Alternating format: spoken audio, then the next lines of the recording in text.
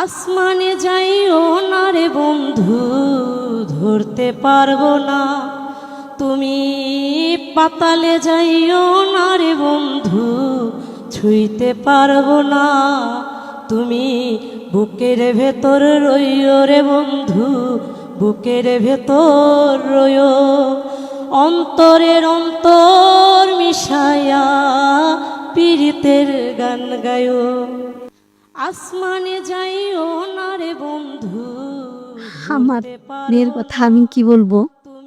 তো তারপরে সরেছিল ওঠানামা, ওঠানামা ভালোই হয়েছে। তারপরে এখানে আসলে তো সবাই একটু মনে হয় যেন ফাঁসির মঞ্চে দাঁড়াইছে, সবারই শরীর কাঁপে, বুকটা শুকায় যায়।